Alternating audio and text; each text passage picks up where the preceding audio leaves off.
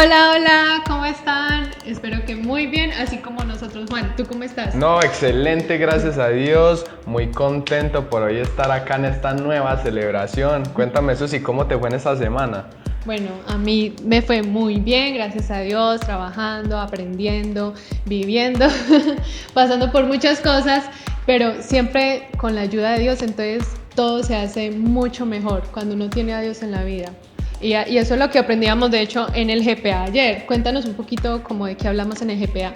La verdad, el GPA se trató como de algo muy intimón, pero igual ayer nos bajamos un poquito la guardia y tuvimos una conversación entre parceros, pero todo fue muy constructivo, nos ayudó a tener como nuevas herramientas para combatir la soledad. Así como Jesús, que también vivió la soledad en carne propia, pero bueno, también se encomendó a Dios y también tenía su círculo más cercano. Y bueno, por el círculo también, la iglesia también es un círculo cercano a nosotros y hoy estamos aquí en la iglesia en celebración porque Dios también nos ha mandado a eso, a reunirnos y a aprender más de Él. Total, De hecho, total, eso es lo que Susi. vamos a hacer en este momento, a escuchar la palabra de Dios, a ver Dios qué nos quiere decir a todos nosotros.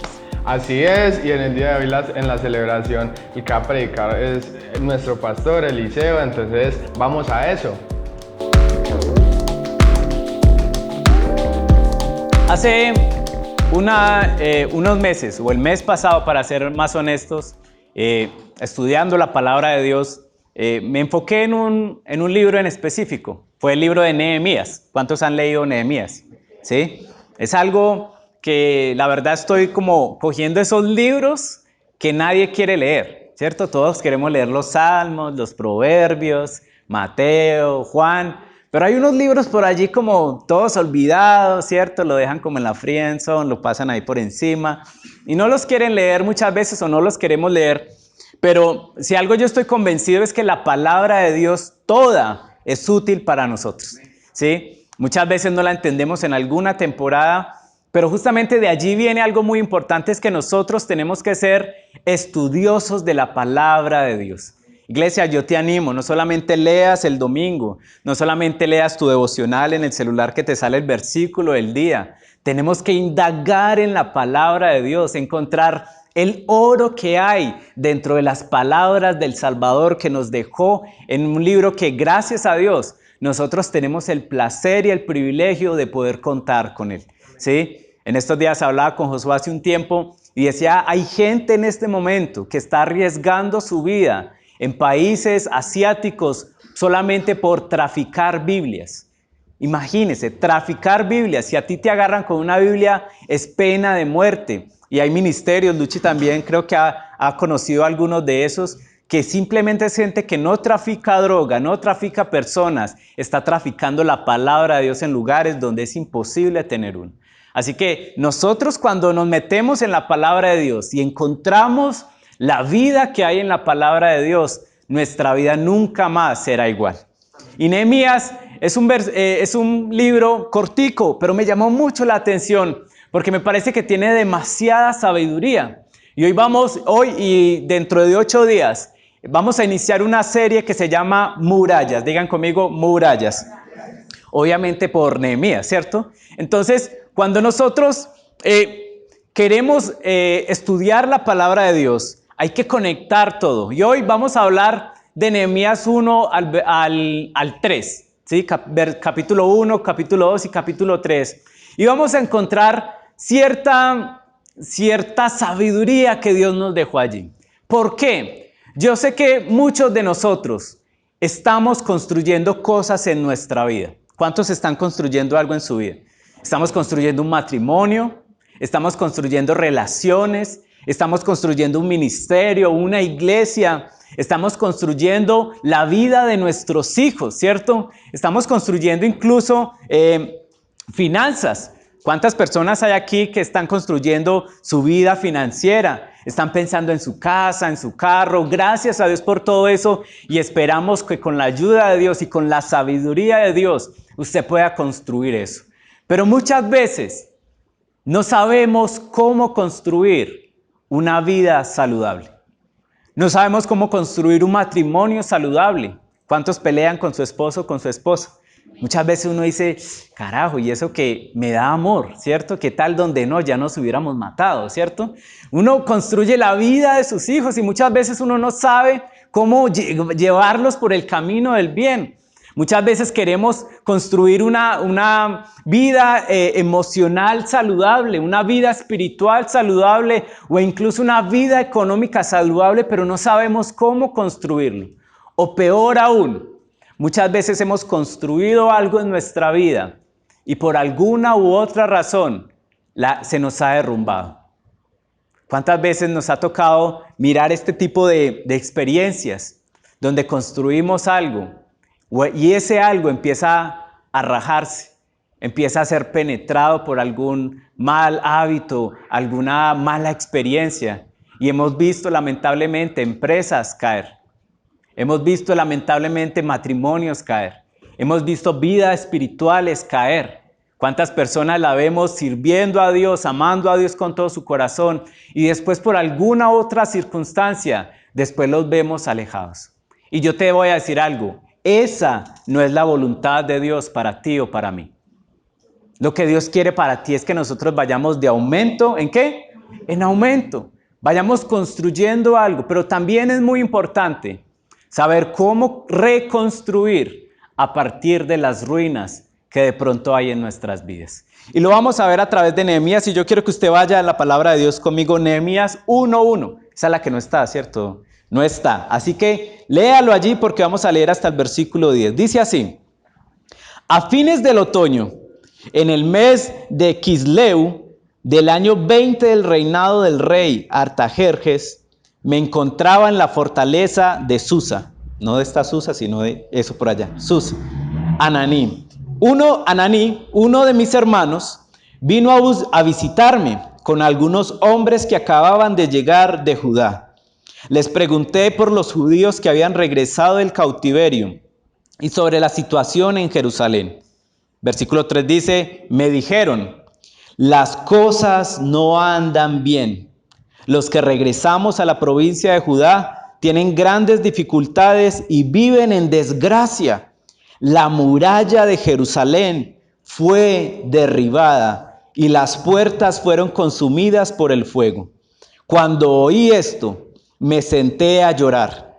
De hecho, durante varios días estuve de duelo. Ayuné y oré al Dios del cielo y dije, oh Señor, Dios del cielo, Dios grande y temible que cumples tu pacto de amor inagotable con los que te aman y obedecen tus mandatos. Escucha mi oración, mírame y verás que oro de día y de noche por tu pueblo Israel. Confieso que hemos pecado contra ti. Es cierto, incluso mi propia familia y yo hemos pecado.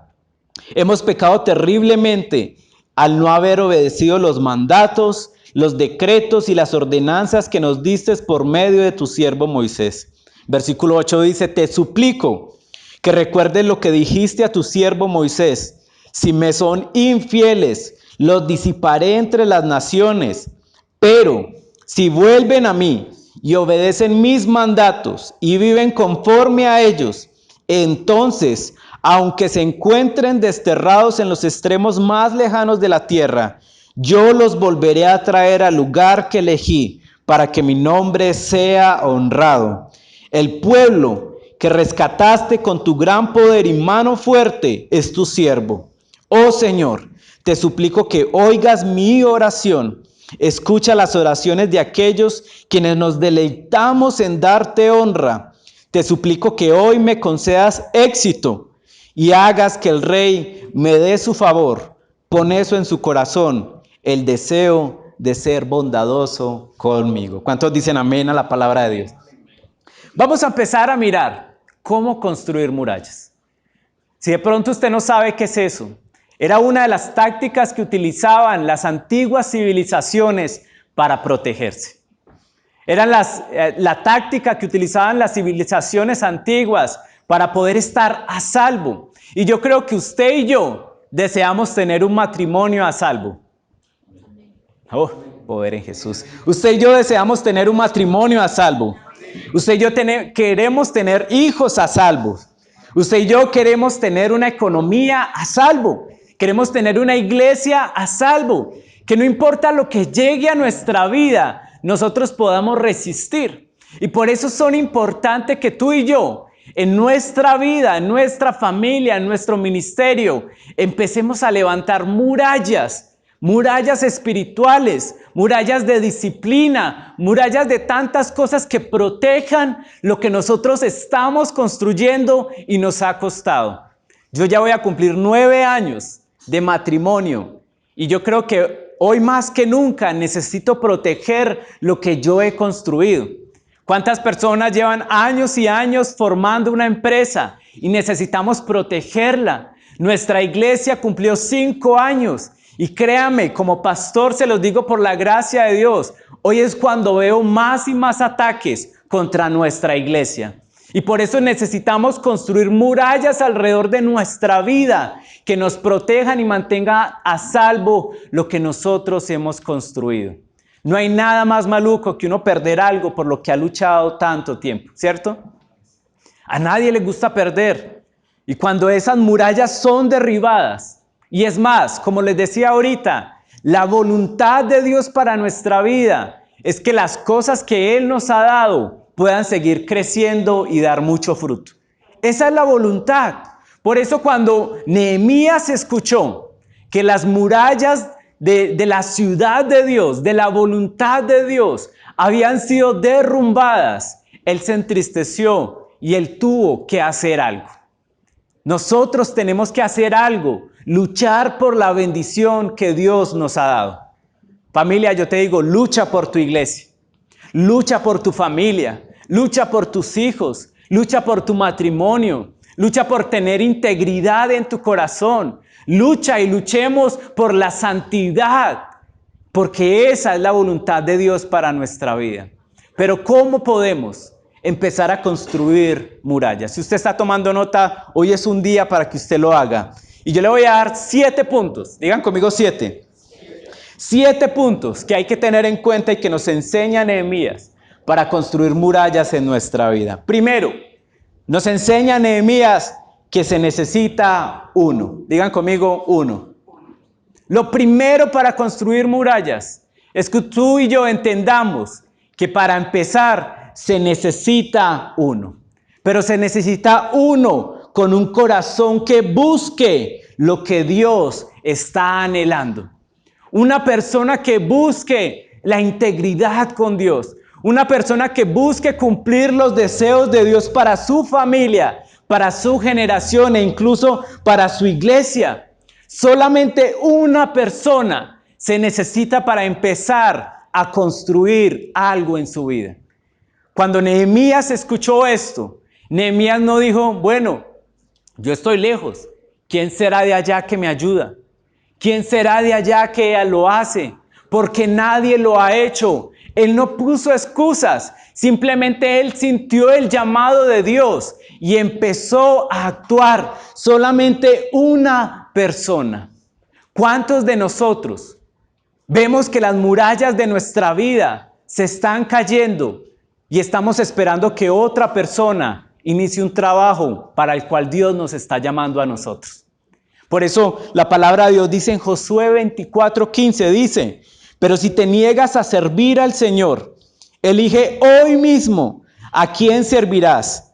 ¿Acaso optarás por los dioses de tus antepasados que sirvieron al otro lado del Éufrates? ¿O preferirás a los dioses de los amorreos en cuya tierra ahora vives? Pero mire lo que dice después. ¿Qué dice? Pero yo y mi casa serviremos al Señor. Mire cómo lo dice. Yo. ¿Y después quién? Mi casa. Y yo digo, la palabra de Dios no se equivoca, porque el llamado primeramente es a mirarme. ¿A quién? A mí. ¿Cuántas personas, cuántos matrimonios hoy están derrumbados? Porque la otra persona está más interesado en mirar el ojo en la paja ajena. La paja en el ojo ajeno. Ya estaba haciendo un trabalenguas. La paja en el ojo ajeno, en vez de ver sus propios errores. Es que usted no hace, es que usted no dice, es que usted no me da. Pero ¿alguna vez hemos volteado la vista y nos hemos mirado a nosotros? Nos hemos examinado nosotros. Porque cuando Dios pone algo en nuestro corazón, Él no lo está diciendo para que nosotros miremos el pecado de la otra persona. La palabra de Dios nos dice, ¿tú quién eres que juzgas al criado ajeno? Tienes que velar. Es porque tú primero estés en condiciones aptas para empezar a construir algo que Dios quiere para tu vida. ¿Cuántas familias no cambian? Porque hay orgullo en sus corazones. Ah, si Él no cambia, yo no cambio. Si Él no hace, yo no hago. ¿Cuántas empresas están caídas porque no hay nadie que tome la responsabilidad de decir, yo lo voy a hacer? Si todo el mundo está mal en la empresa, yo voy a ser el mejor. ¿Por qué? Porque yo y después mi casa. Si mi familia de pronto no está sirviendo a Dios, no está honrando a Dios, yo en vez de estarle alegando, ¿cuántas mamás dicen amén? En vez de estar alegando y dando cantaleta, primero me voy a ver es quién, yo. Yo y mi casa serviremos al Señor. Mira, uno de los frutos del Espíritu Santo es la humildad. Digan conmigo humildad. Humildad. Y yo, ¿pero por qué? Porque eso tiene que ser un fruto del Espíritu Santo. Y es que la humildad es la que nos lleva a bajar la cabeza cuando muchas veces tenemos que bajarla. ¿Cuántas veces la humildad nos tiene que llevar a entender que no siempre tenemos que tener la razón? ¿Cuántas veces la humildad nos tiene que llevar a saber que las otras personas también están en un proceso de crecimiento igual al mío? Pero cuando yo empiezo a enfocarme en las otras personas, en vez de empezar por mí, realmente nada va a ocurrir. ¿Sabes qué? El Salmo 138 nos dice algo tan importante, y es que aunque el Señor es grande, léalo ahí en sus pantallas, se ocupa de los ¿quiénes? De los humildes, pero se mantiene distante de los orgullosos. Y yo te voy a decir algo, si tú y yo queremos empezar a construir murallas en nuestra vida, yo necesito cerquita al Señor. Es cuando más lo necesito cerquita. Por eso, familia, ¿cuántos jefes humildes necesitamos en nuestra sociedad? ¿Cuántos padres humildes necesitamos en nuestras familias? ¿Cuántos esposos y esposas humildes? Digan amén. Necesitamos en nuestros matrimonios. Que digan, ¿sabes qué? Yo primero me voy a mirar a mí. En vez de decir, mi iglesia está haciendo o no está haciendo, ¿qué estoy haciendo yo? En vez de decir, mi esposa o mi esposo no está haciendo o está haciendo, ¿qué tengo que hacer yo? Mis hijos, ¿qué tengo que hacer yo? Porque yo y mi casa serviremos al Señor. Si tú y yo queremos construir una gran muralla, necesitamos a Dios de nuestro lado. ¿Cuántos dicen amén a eso? Amén. Porque lo segundo es totalmente dependiente de Él. Y lo segundo que tú y yo tenemos que hacer para construir murallas, según Nehemías, es confesar los pecados. Digan conmigo, confesar. Mira, Nehemías escuchó esto. La Biblia dice que se puso triste y empezó a orar. Pero la oración de Nehemías fue muy particular y fue una oración de arrepentimiento. Y yo me decía, pero si él estaba a kilómetros de distancia, si él incluso estaba viviendo una buena vida en el palacio del rey, ¿por qué él tenía que pedir perdón por los pecados? Y esto nos lo dice Nehemías 1:5, ahí dice, y dije, oh Señor del cielo, Dios grande y temible que cumples tu pacto de amor inagotable con los que te aman y obedecen tus mandatos. Y mire lo que dice, escucha mi oración, mírame y verás que oro de día y de noche por tu pueblo. Confieso, digan conmigo, confieso, que hemos pecado contra ti. Es cierto, incluso mi propia familia y yo, ahí aparece otra vez, ¿no? Mi propia familia y yo hemos pecado. Pero mire lo que dice después, hemos pecado terriblemente al no haber obedecido los mandatos, los decretos y las ordenanzas que nos dice. Yo me tuve que parar ahí. Yo dije como que, bueno, la palabra de Dios siempre tiene algo ahí. ¿Por qué no simplemente dijo los mandatos? Porque tuvo que decir los mandatos, los decretos y las ordenanzas. Nehemías era el copero del rey, es decir, sabía de política y sabía lo que estaba diciendo. Y por eso esas palabras están aquí.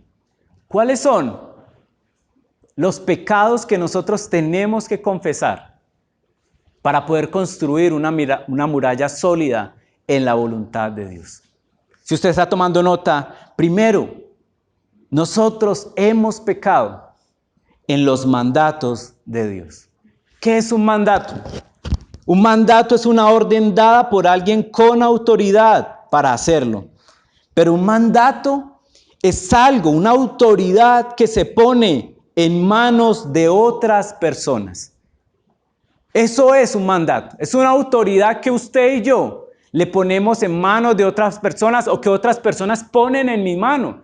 Hace unos días votamos. ¿Y qué le dimos? Le dimos autoridad a nuestro alcalde electo para que él haga algo que nosotros le dimos autoridad. ¿Y cómo así que nosotros hemos pecado en esto? Sí, muchos de nosotros, ustedes y yo, hemos recibido cosas que Dios ha puesto en nuestras manos. Usted y yo tenemos autoridad dada por el cielo para hacer ciertas cosas. Y cuando pecamos es porque no hacemos lo que Dios nos ha mandado hacer. ¿Cuántas veces las murallas en nuestra vida, en nuestra familia, es porque Dios nos ha dado autoridad, un ejemplo, para orar por nuestra familia y nosotros no lo hemos hecho? ¿Cuántas veces hemos tenido autoridad y nos han enviado a hacer algo, una tarea, nos han dado una orden, pero nosotros no la hemos hecho? Por ejemplo, ¿cuántas veces nosotros vemos que en la iglesia no pasa nada? Dice, lloraba, nos duele ver sillas vacías, pero Dios te ha dado un mandato de ir por todo el mundo y predicar el evangelio y nosotros no lo estamos haciendo. Hemos pecado contra Dios y por eso nuestras murallas se derrumban. Tú y yo incluso hemos recibido autoridad a través de la oración para desatar y atar cosas en la tierra y en el cielo. ¿Usted lo sabía? ¿Y cuántos de nosotros ni siquiera tenemos una vida de oración y después decimos, ¿por qué nuestras murallas están en el piso? Y es porque no estás obedeciendo los mandatos de Dios para ti. Dios te ha dado autoridad. Tú eres un representante de Dios aquí en la tierra. Tienes unas funciones y unos mandatos que Dios te dio, pero simplemente no estamos viviendo una vida conforme a la voluntad de Dios. ¿Cuántos dicen amén a eso? Esto es una palabra que a todos nos tiene que servir. Hijos, ¿cuántos hijos hay aquí? Digan amén. Hay un mandato, honra a tus padres. Es un mandato. ¿Y por qué mi vida va de para atrás? ¿Estás honrando a tus padres? ¿Estás haciendo lo que Dios te ha dicho que hagas? Simplemente no estamos obedeciendo los mandatos, pero dice, y tampoco hemos obedecido los decretos. Digan conmigo decretos. ¿Qué es un decreto? Un decreto es una decisión escrita de una autoridad sobre la materia en la que esa autoridad tiene competencia. Digan conmigo escrita. Es un decreto, una decisión que quedó ¿qué? Escrita. Ahorita se monta el nuevo alcalde y empieza a sacar ¿qué? Decretos. Quedó por escrito que quitaron el pico y placa. Amén, sí, todo es el pico y placa, ¿cierto? Porque tiene una competencia. ¿Sabes qué? Dios ha dejado decretos escritos para nosotros. Y nosotros hemos pecado en no cumplir los decretos. Y Él tiene una competencia en eso. ¿Sabes en qué tiene Dios competencia? En la vida. Porque Él es la vida. Él nos dio la vida. Y si Él nos dio la vida, Él sabe cómo mejor nosotros podemos usarla. Y Él dejó ¿qué? Unos decretos escritos en una palabra que de pronto usted no la tiene física, pero ya la tiene en un celular, pero sigue siendo la palabra de Dios. Y Dios tiene toda la competencia en esta materia llamada vida. Y dejó unas decisiones que nosotros no la tomamos, pero Él las tomó para el bien de nosotros.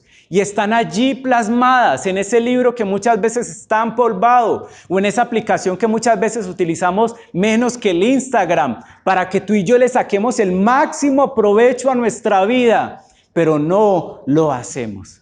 Y mira lo que dice Deuteronomio 6:1, dice, esos mandatos, los decretos y las ordenanzas que el Señor tu Dios me encargó que te enseñara. Él me encargó que yo te la enseñara. Mire lo que dice, obedécelos cuando llegues a la tierra donde estás a punto de entrar y vas a poseer. Tú, primeramente tú, y tus hijos y tus nietos teman al Señor su Dios durante toda la vida.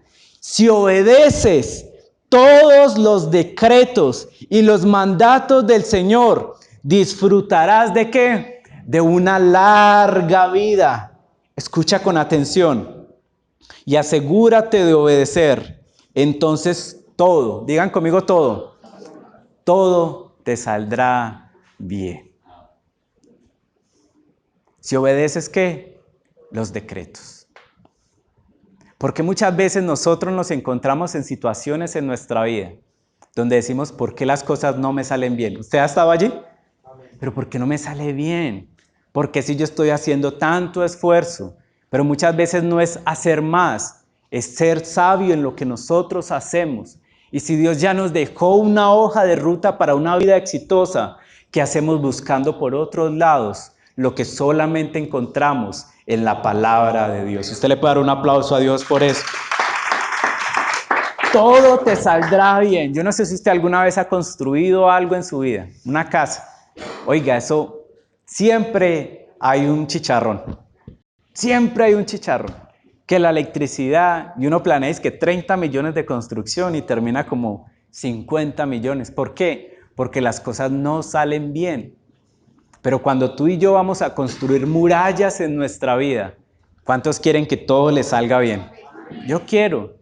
Ahí están los decretos. Y por último, dice que tenemos que obedecer las ordenanzas. Y para serles sinceros, me cautivó. ¿Por qué? Las ordenanzas son un conjunto de normas, digan conmigo normas, u órdenes que rigen o regulan el buen gobierno y funcionamiento. El funcionamiento de algo. Dice, especialmente de una ciudad o comunidad.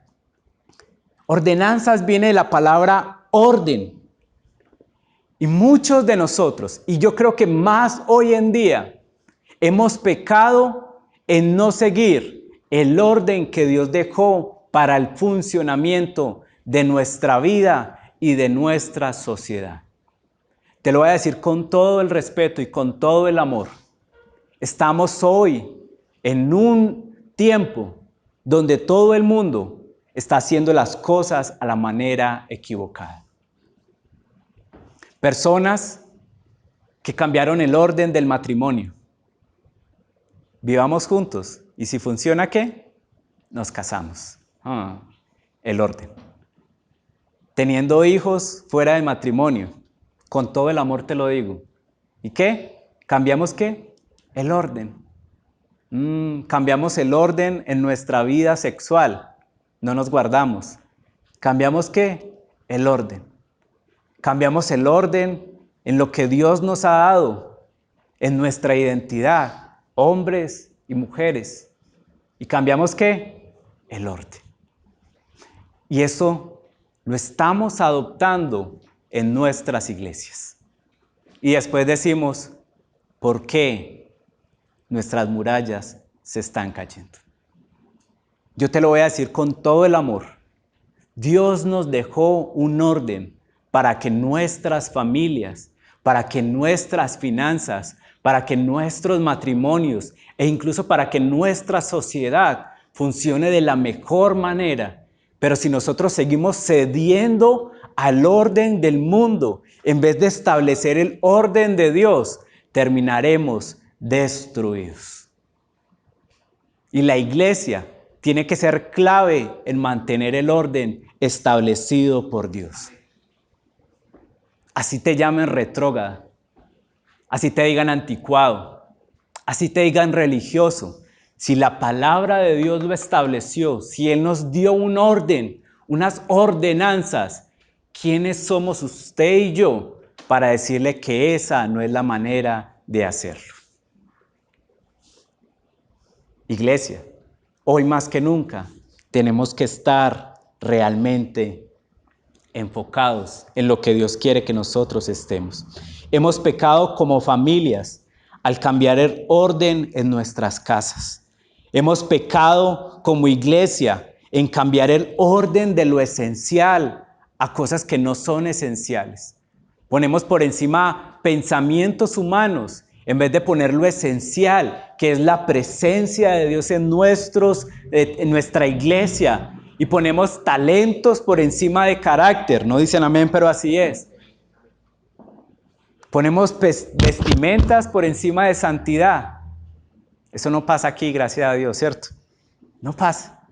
Pero ponemos tantas cosas que no son esenciales en el orden equivocado. Pero hoy yo creo que si vamos a construir murallas, tú y yo, aunque muchas veces esto no te toque a ti, vamos a empezar a orar, Señor, perdona porque hemos pecado contra ti. Vamos a construir unas murallas tan fuertes en nuestra iglesia que el enemigo tenga que salir achantado porque no pudo penetrar nuestras vidas. ¿Cuántos dan un aplauso a Dios por eso? Amén. Amén. Tenemos que confesar nuestros pecados. Pero el punto 3, para construir una muralla, es que tenemos que tener un arrepentimiento verdadero. Digan conmigo, verdadero. Nehemías 1:4 dice, cuando oí esto, me senté a llorar. De hecho, durante varios días estuve en duelo, ayuné y oré al Dios del cielo. Mira, un arrepentimiento, cuando nosotros nos damos cuenta que hemos hecho las cosas mal, cuando nosotros confesamos nuestros pecados, no tiene que ser una confesión basada en emociones, sino en convicciones. Digan conmigo, convicción. Una convicción de que realmente estamos haciendo algo malo en nuestra vida. No es simplemente venir aquí y llorar un poquito. No es llorar mientras escuchas una canción en tu casa. No, es realmente cambiar nuestra manera de pensar. Arrepentimiento, la definición bíblica completa es un completo arrepentimiento, es un cambio de mentalidad, pero también se traduce en un cambio de acción. Digan conmigo, acción. No es solamente cambiar tu manera de pensar, es cambiar tu manera de actuar. Y cuando tú y yo nos arrepentimos de verdad, no es simplemente que decimos, ay, sí, lo hice mal. Mucha gente sabe que están haciendo las cosas mal, pero no están haciendo nada al respecto. Pero a un arrepentimiento de verdad es algo que nos lleve a actuar. Mira lo que dice 2 Corintios 7:10. Dice, la tristeza que proviene de Dios produce el arrepentimiento que lleva a la salvación, de la cual no hay que arrepentirse. ¿Sí? Pero la tristeza del mundo, el mundo también tiene una tristeza. Dice, la tristeza del mundo, a la cual le falta arrepentimiento, resulta en muerte espiritual. Sí, mucha gente se siente mal porque hizo algo, pecó. Ay, sí, yo tan mal. No tiene ese tío borracho, ¿cierto? Que siempre está borracho y, mi hijo, no tome, ¿cierto? Y uno, ¿por qué me lo estás diciendo? Él tiene tristeza, pero no está haciendo nada al respecto. Un verdadero arrepentimiento, iglesia, te va a llevar a cambiar tu forma de hacer las cosas. No es simplemente una emoción, es una convicción que te lleva. Por eso me gusta que dice, la tristeza que proviene de Dios produce, hace algo, ¿cierto? Tienen que haber acciones cuando estamos arrepentidos de verdad. Y Nehemías lo hizo. La palabra de Dios nos muestra a través de Nehemías que él sí se entristeció, estuvo de duelo varios días, estuvo ayunando y estuvo orando, pero no se quedó en una oración, porque la fe sin obras es ¿qué? Muerta.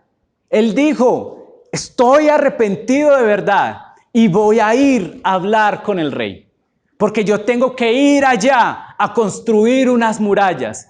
Y cuando tú y yo queremos construir murallas en nuestra vida, tenemos que darnos cuenta de lo que estamos mal, pero ahí no se puede quedar. No solamente es una oración, empieza a actuar, empieza a vivir una vida de santidad, empieza a dejar malos hábitos, empieza a congregarte, empieza a hacer tantas cosas que puedes hacer, disciplinas espirituales para que tú realmente empieces no solamente a cambiar de mentalidad, sino a cambiar la acción en tu vida.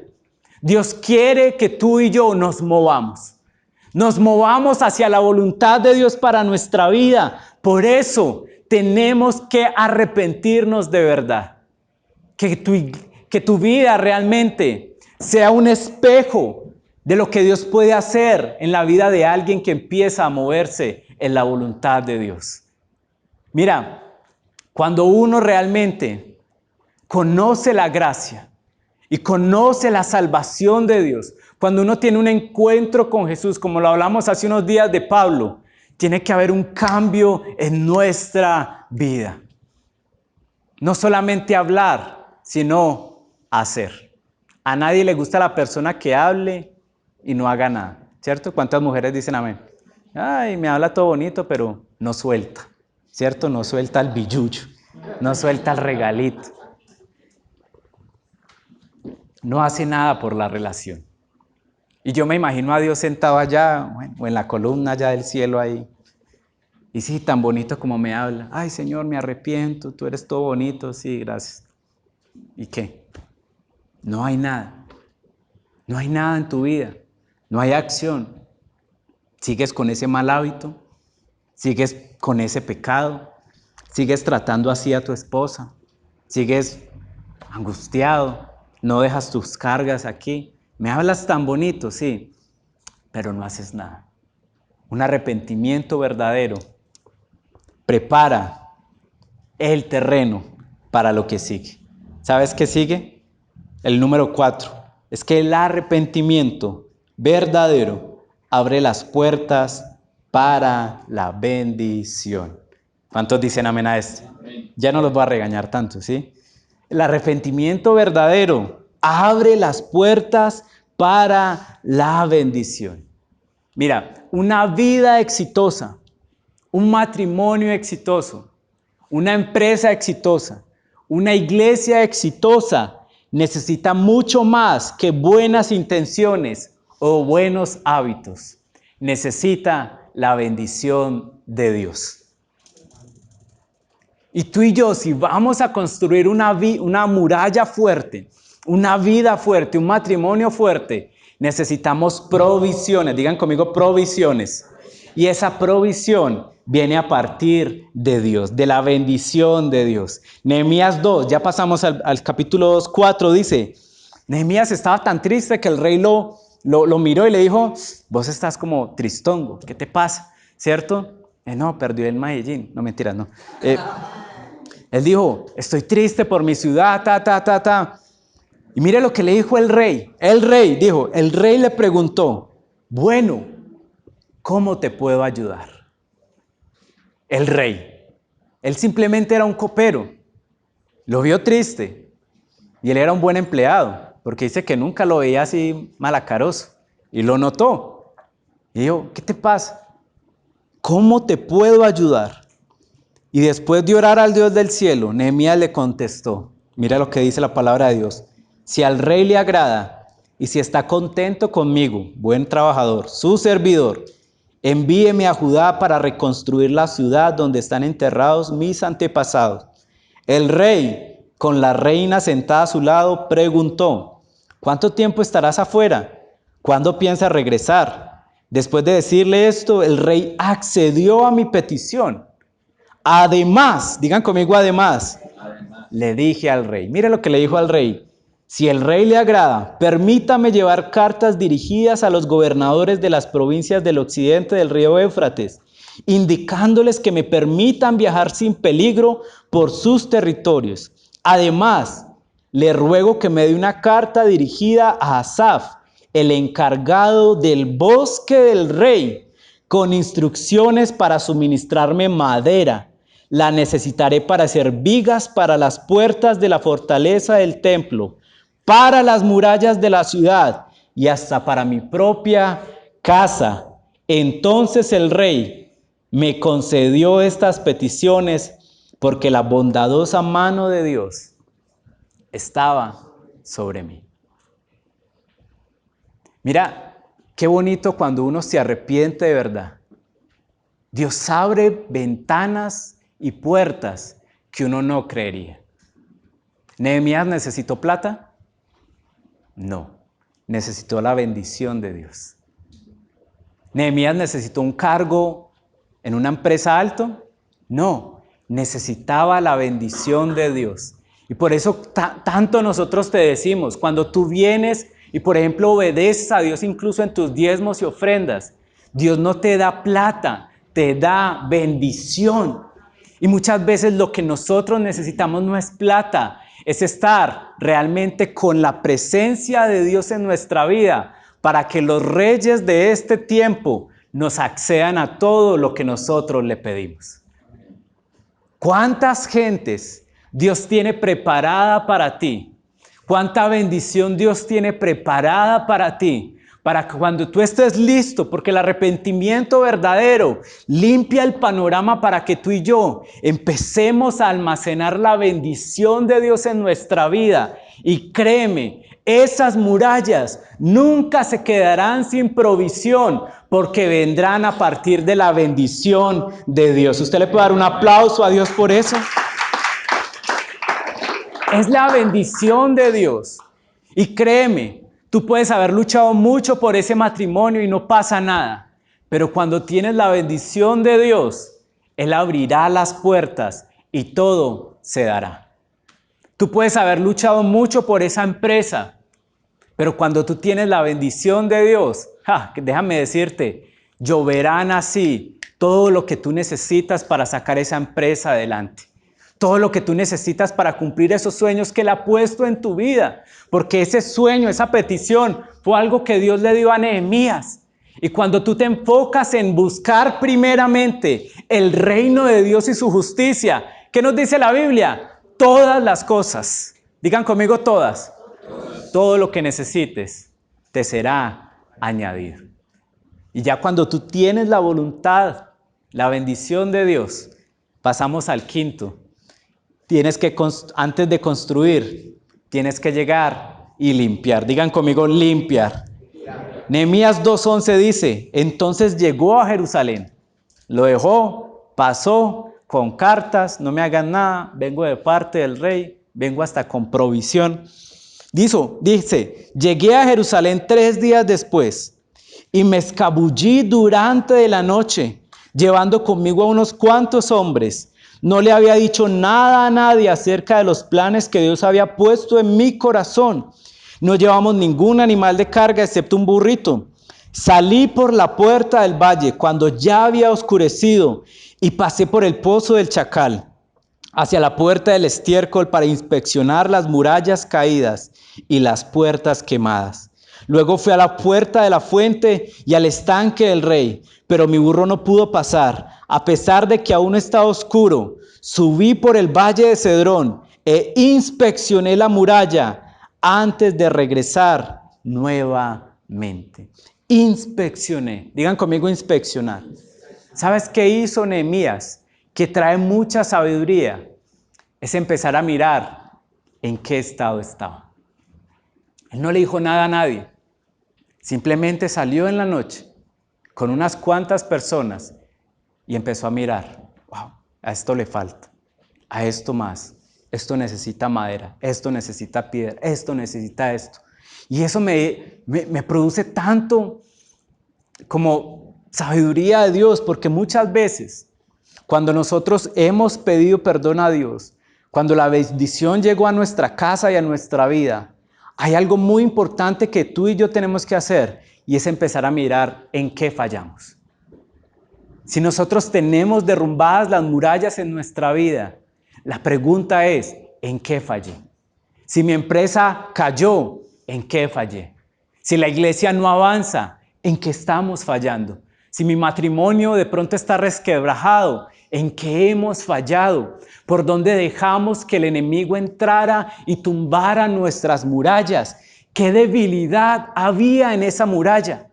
¿Qué debilidad había en mi vida, en mi matrimonio, en mis hijos, en mi iglesia? Inspeccionamos. ¿Por qué? Porque eso nos dirá en dónde debemos de empezar. ¿En dónde debemos de empezar? Y mira lo que dice el Salmo 139, 23. Dice, examíname, oh Dios, y conoce mi corazón. Pruébame y conoce los pensamientos que me inquieta. Pero mire lo que dice después. Señálame cualquier cosa en mí. No en mi familia, no en mi esposo, no en mi iglesia. Cualquier cosa en mí que te ofenda a ti. Y guíame por el camino de la vida eterna. Cuando tú y yo queremos construir murallas en nuestra vida y en nuestra familia, la oración de nosotros es, Señor, examíname. Hace un tiempo lo prediqué, ¿cierto? Una oración peligrosa, pero necesaria. Señor, examíname a mí. Mira en dónde mis murallas están débiles. Mira en dónde están las grietas de mi vida que están impidiendo que yo construya algo mucho más grande. Examina mi corazón, en dónde te he fallado. ¿Sabes por qué? Porque tú y yo no podemos pelear contra algo que no conocemos. Y mucha gente está ahí, ay Señor, pelea por mí. Y Dios le dice, ¿en dónde? No, pelea en mi vida. ¿En qué? Pero cuando Dios te examina y su Espíritu Santo viene a tu vida, Él empieza a decirte, tu sexualidad, ¿no? Yo te voy a ayudar, pero sabes dónde empezar. Tus finanzas, tú sabes dónde empezar. Tus relaciones en la familia, sí, yo te ayudo. Examíname. Mira qué hay dentro de mí que no te agrade. ¿Por qué? Porque muchas veces es cuando el Espíritu Santo allí hace efecto, cuando Él empieza a mostrarnos las grietas en nuestra vida. Él nos lleva a todo lo verdadero. Y muchas veces hay cosas en nuestra vida que son verdad. Por ejemplo, que tenemos ego, que tenemos celos, que tenemos envidia. Hay muchas verdades, es que tenemos pecados ocultos o muchas veces heridas generacionales. Y Dios, a través de su Espíritu Santo, nos guía a todo lo verdadero.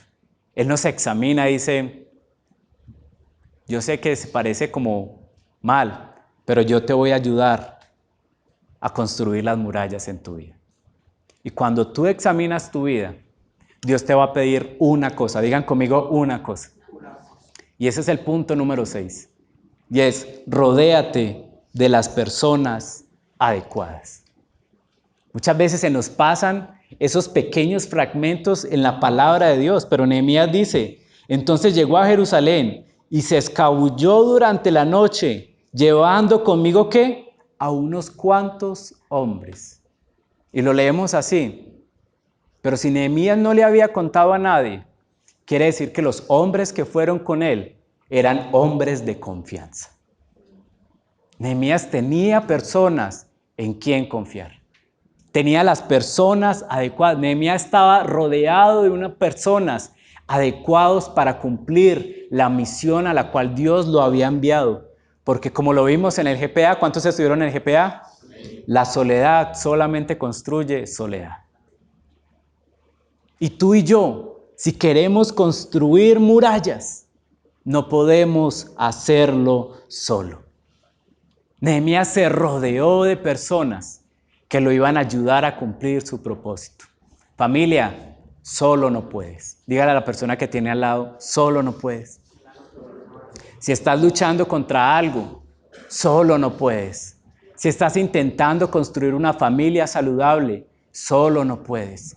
Si estás construyendo un ministerio saludable, solo no puedes. Si estás construyendo una vida, un noviazgo saludable, solo no puedes. Por eso está el cuerpo de Cristo que se llama la iglesia. Allí es donde somos tan importantes, en que tú y yo no fuimos creados para estar solos.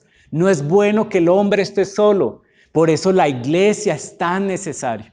Estar congregados, rodearnos de gente que esté en la misma visión que nosotros. Y lo necesitamos porque a veces creemos que no. Si el mismo Jesús se tuvo que rodear de amigos, de personas que tuvieran la misma visión, estuvieran en la misma misión. Lo leímos ayer en el GPA, Mateo 26:36. Dice, Jesús al otro día iba a ser crucificado. Dijo, entonces Jesús fue con ellos al huerto de los olivos llamado Getsemaní y dijo, siéntense aquí mientras yo voy a orar. Y se llevó a sus BF, ¿cierto? Se llevó a Pedro, a Santiago y a Juan y comenzó a afligirse y angustiarse y nunca le había puesto atención a lo que dice. Y les dijo, digan conmigo, les dijo, mi alma está destrozada de tanta tristeza hasta el punto de la muerte. Quédense aquí y velen conmigo. Es decir, Jesús abrió su corazón. Jesús les dijo a un Pedro que él sabía que lo iba a negar, a un Santiago y a un Juan que sabía que se iban a desaparecer, pero aún así Jesús fue tan humilde y les abrió su corazón. Mira lo que me está pasando. Estoy mal. Necesito compañía. ¿Qué podía decirle Pedro? Yo creo que nada, puras burradas, porque Pedro era todo así. Pero aún así Jesús nos demostró que aún siendo Él 100% hombre y 100% Dios, todos los seres humanos necesitamos un equipo de personas. Muchas veces no te van a decir qué hacer, pero te van a escuchar. Qué humilde era Jesús. Qué orgullosos somos nosotros. No esperemos a estar crucificados para hablarle a alguien. No esperemos estar en lo peor. No esperemos, por favor, no esperemos tocar fondo. Si Dios ha puesto a tu alcance, gracias a Dios, una iglesia que te ama, una gran familia para todas las familias. Por eso insistimos tanto, y qué pena lo digo, en que tú te conectes con un grupo pequeño. No es porque queremos controlarte, no. Es porque Jesús nos mostró que ni Él siendo Dios se escapó de la necesidad humana de estar reunidos. Rodéate de personas. Dentro de 8 días vamos a ver por qué esas personas fueron importantes para Nehemías, pero hoy te lo digo, rodéate, búscalas. Personas que te amen, de verdad, no alcahuetas. Personas que te digan lo que necesitas escuchar y no lo que quieres oír. Personas que oren por ti. Muchas veces no van a estar ahí todo el tiempo, llamándote, pero van a estar intercediendo por tu vida, por tu matrimonio, por tu empresa, por tus hijos. Tienes que rodearte. Mira, antes de ir a la cruz, Jesús contó con sus amigos. ¿Por qué? Porque en la cruz iba a sacrificar el pecado de la humanidad. Y para construir algo más fuerte que el pecado, que es la salvación, Jesús escogió rodearse de amigos. Y si tú vas a construir algo tan fuerte, más fuerte que tu pecado, más fuerte que tu debilidad, tienes que encontrarte con Él. Cuando ya estaba todo listo, hoy era una antesala. Sí quiero adelantarles lo primero que hay que hacer, y eso es lo último. Y es que todo comienza con la puerta de las ovejas. Digan conmigo, ovejas. Nehemías 3, ya pasamos al 3. Versículo 1 dice, cuando Nehemías ya le contó a los jefes de la ciudad, vamos a construir, el rey nos dio provisión. Todos dijeron, vamos. Dice, entonces Eliasib, el sumo sacerdote, y los demás sacerdotes comenzaron a reconstruir la puerta de las ovejas. La dedicaron y colocaron las puertas, levantaron la muralla hasta llegar a la torre de los 100. Habían 12 puertas, 12 puertas, y empezaron por la puerta de las ovejas, por la entrada de las ovejas. ¿Por qué? Esa no era la puerta principal. Es más, si tú miras en la historia, La puerta de las ovejas era una puerta más o menos de este tamañito. De este tamañito. Y como dice su nombre, por allí entraban las ovejas para el sacrificio, para prepararlas antes de ofrecerlas a Dios. Era una puertica que, según la historia dice, realmente era una puerta que no tenía mucha seguridad, solamente tenía un cerrojito y ya. ¿Por qué? Porque cuando cerraban todas las puertas de la ciudad, las grandes, las fuertes, las personas que de pronto se quedaban afuera, muchas veces los pastores que andaban con sus ovejitas, podían entrar por allí. Y esa puerta estaba cerca del templo y también de algo llamado la piscina de Betesda, que significa la casa de misericordia. Y allí en esa piscina lavaban las ovejas y los corderos antes de ingresar al templo para sacrificarlas. Si usted conecta todo, allí, en ese estanque de Betesda, fue que Jesús sanó muchas veces y sanó a un inválido. Y esta humilde puerta, que no era la principal, fue la primera en ser reconstruida. Pero me llama la atención, es que fue reconstruida por los sacerdotes. ¿Sabes? La palabra de Dios nos dice en Juan 10:7, y esto es lo fascinante de la palabra de Dios, de la Biblia, tienes que leerla. Ponla allí, por favor, Emma. Juan 10:7 dice, una vez Jesús hablando con la gente dijo, les dio algo y no entendieron, y Jesús les dijo, entonces le dio la explicación, les digo la verdad, yo soy la puerta de las ovejas. ¿Sabes qué? Cuando tú vas a construir una vida estable, tienes que iniciar por el sacrificio que Jesús hizo por ti en la cruz del Calvario. Hoy, mucha gente ha destruido la imagen de Jesús en nuestra sociedad. Mucha gente incluso está destruyendo la imagen de Jesús en las iglesias. Pero para construir una vida exitosa, saludable, una vida que realmente produzca algo más grande que el éxito, que produzca propósito, lo primero que tú y yo tenemos que empezar a construir en nuestra vida es una relación basada en lo que Jesús hizo en la cruz del Calvario por nosotros. Dice, yo soy la puerta de las ovejas. Todos los que vinieron antes que yo eran ladrones y bandidos, pero las verdaderas ovejas no los escucharon.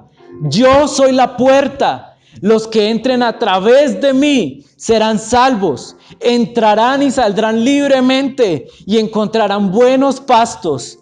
El propósito del ladrón es robar y matar y destruir. Pero mi propósito, el propósito de la puerta de las ovejas que se llama Jesús, es darles vida y una vida en abundancia. No empieces por las cosas que son más llamativas. ¿Cuánta gente quiere construir una vida de éxito y se enfocan primero en el dinero? ¿Cuánta gente quiere construir un matrimonio de éxito y se enfocan primeramente en cosas como su apariencia? ¿Cuánta gente quiere construir una iglesia realmente exitosa, pero nos enfocamos más en un edificio o más en una regla y no nos enfocamos en lo verdaderamente importante? Y es algo tan humilde como un Jesús que dio la vida por nosotros. Cuando tú empiezas a construir toda tu vida empezando por Jesús, todo lo demás tendrá sentido. Pero cuando tú y yo nos enfocamos en lo demás, hasta que no construyamos nuestra vida en Jesús, lo demás que construyamos no tendrá ningún sentido. Y te lo digo con todo el amor. He conocido gente muy adinerada, gente muy bella, gente con tantas capacidades, pero que están solos en el mundo porque nunca han conocido a Jesús. Nunca han conocido esa puerta por la cual ellos podrán encontrar la verdadera vida.